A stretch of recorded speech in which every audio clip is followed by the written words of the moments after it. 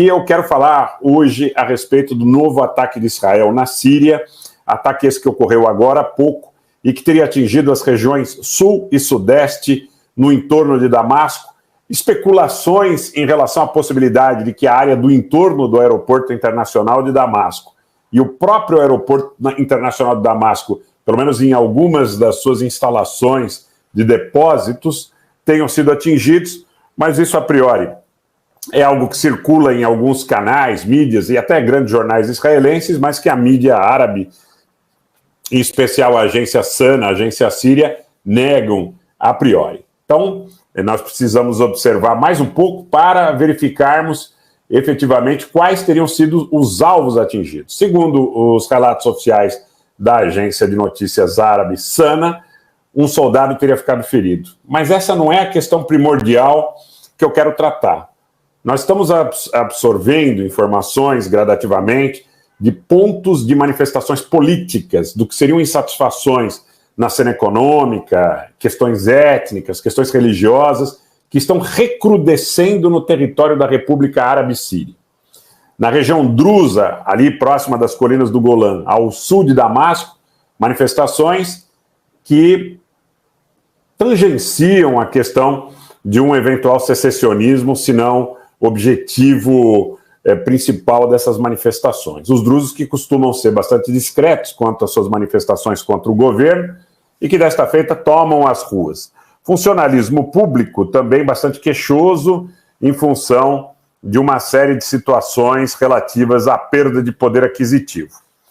Tudo isso posto, nós temos a impressão, consagramos a impressão, que a situação na República Árabe Síria, ela passa a ser mais tensa do que em tempos anteriores. Os sírios recuperaram grande parte do seu território com o apoio da Força Aérea Russa, com o apoio da aviação russa, com o apoio da Marinha Russa, de forças especiais russas, situadas estas na base aérea de Khmeimim e também na base de Tartus, no Mediterrâneo.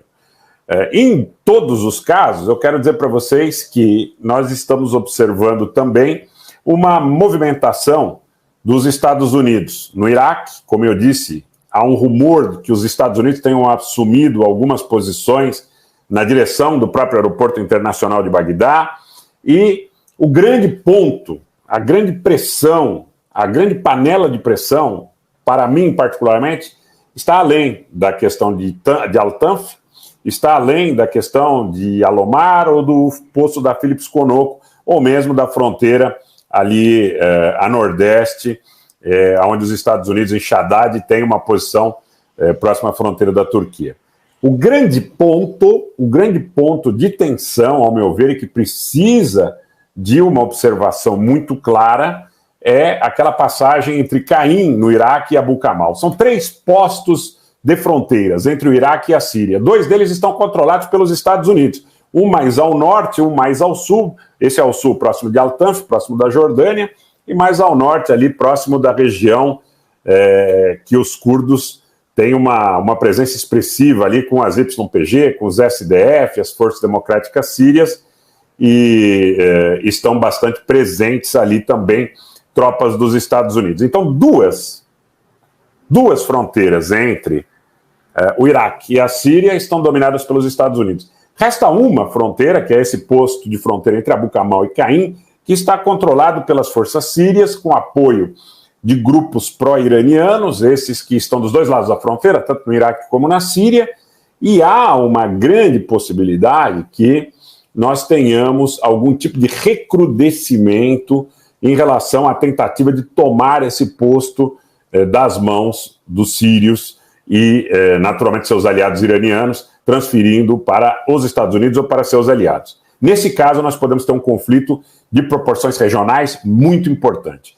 Digo mais, hoje, mais uma vez, aconteceu um ataque na Cisjordânia, em Hebron, com uma vítima fatal e uma pessoa gravemente ferida, e o governo israelense, o governo do Benjamin Netanyahu, está atribuindo esse aumento dos ataques, inclusive com um grau de letalidade importante na Cisjordânia, aos grupos palestinos que, segundo ele, estariam recebendo subsídios dos iranianos.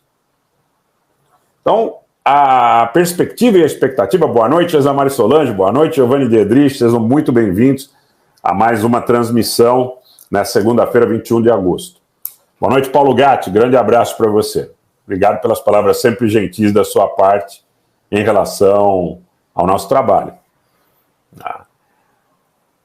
Eu vejo, gente, que o governo israelense me parece que atribui essa eficiência dos ataques palestinos na Cisjordânia a um apoio iraniano.